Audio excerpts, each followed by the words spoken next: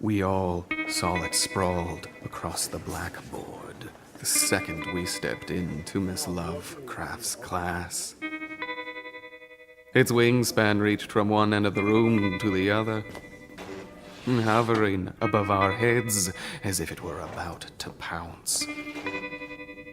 Its chalk-scrawled claws looking ready to grab up an unsuspecting student and fly away. What is that ungodly thing? My best friend, Jimmy Pickman, asked. It looks like an octopus, I replied. Miss Lovecraft had scribbled its name over its dome-shaped head, beckoning the class to chant this creature's nauseating nomenclature. Repeat after me, children. This is the vagina.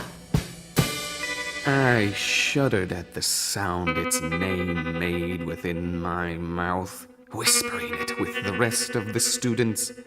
It seemed to seep out from over my tongue, the syllables all soft and moist, as if it had just drudged itself up from some sordid portion of my stomach, buried for centuries under the muck of my meals, rising up towards my teeth on a tide of bile.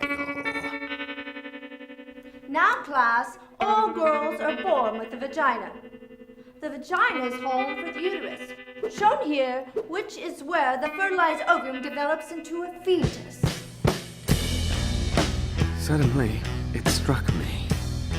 The more we all called out its name, repeating our teacher's incantation for this feminine effigy, the more I noticed how all the girls in the class had begun to shift within their seats. Norween Dunwich popped her hubba bubba right into my ear, the air hissing out from that gummy bubble like a dying man's final exhale. She had been voraciously taking notes, recording every pagan name her high priestess called out.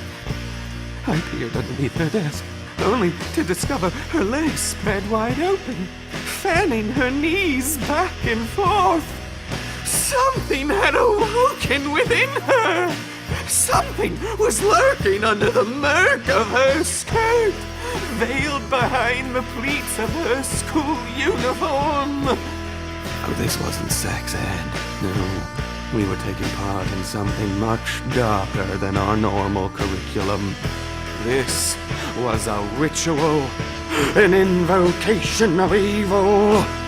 Looking back at the blackboard, that powdery rendition seemed to come alive, its fallopian tubes undulating across the wall like tentacles reaching out for me. There was something so hypnotic to its flickering, those ovaries pulsing in a brilliant pink and green. My eyes raced around the room, the sudden shock of realization dawning on me. This quivering deity that Miss Lovecraft had mapped out on the chalkboard was within women! Women everywhere! These ancient beings had been amongst us boys all along, hidden within the depths of our female classmates. Now, class, let's move on to the male sexual organs. Bear in mind that I had not known such a thing existed within me. To say that a mental shock was the cause of what I inferred, that last straw of sanity snapping as Miss Lovecraft took her chalk and etched a most heinous hieroglyphic across the blackboard, is to ignore the simplest bit of my experience. Maybe a madhouse would be as good of any a place to save me now. A doctor could erase this profane image from my brain forever, for I found myself staring at none other than him who is not to be named, the mighty one-eyed messenger, The goat with 1,000 young! Stop snickering, children! I'll send you all to the office if you can't act like mature adults! Now, repeat after me. This is the penis! You must believe me, Principal Peters. I have certain evidence that monstrous things do indeed live within the dark corners of man that have yet to be explored by my hands. Throbbing, pulsating creatures that inhabit a space unfamiliar to this particular 7th grader.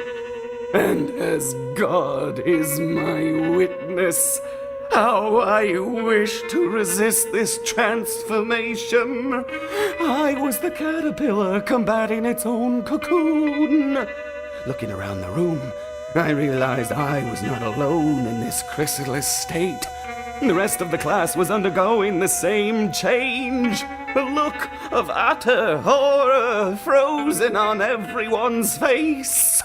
Locking onto the eyes of Larissa Innsmouth, I was suddenly aware of the disconnected sounds inside my mind. The creature hidden within her was attempting to communicate with me. Its sole mode of speech were a series of thought waves transmitted through its clitoral antenna. Even now, these beasts talked within their tombs, sending their telepathy out from beyond the cotton lining of all the girls' underwear.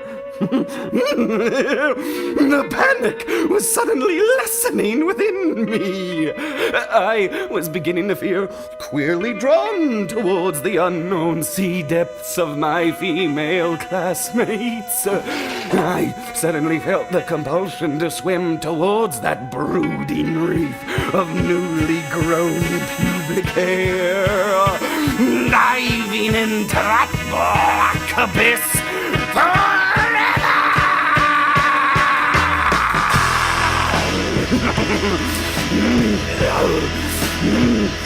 Miss Lovecraft was responsible for introducing us boys to the female reproductive system.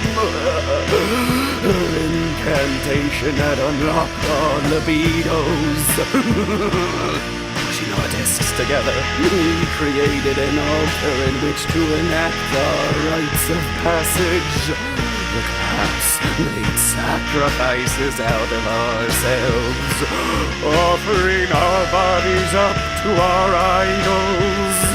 Miss Lovecraft continued to point towards the orifices of our gods, while the student body had an orgy of ungodly proportions. Hail, young Sagoth, the mighty vagina! Praise to the pit of Shoggoths!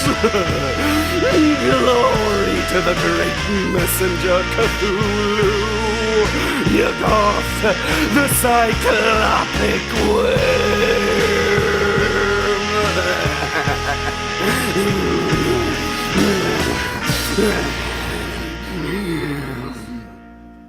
Oh, you mustn't think I'm mad, Principal Peters. There's good reason, God knows. I'm lucky enough to still have a scrap of sanity left within me. I have bared witness to terrors that come from beyond the body. Monstrous things that harbor themselves inside the shells of men like you and I. The rest of the 7th grade may not believe me. But later, my peers will weigh each statement I made as I was dragged down the hall, correlating my words with the known facts, no matter how raving, until the entire class asks themselves how they could have ever have believed otherwise.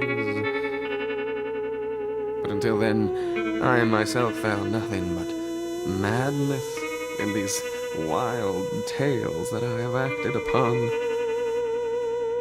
Even now, I ask myself whether I was misled, or whether or not I am mad at all.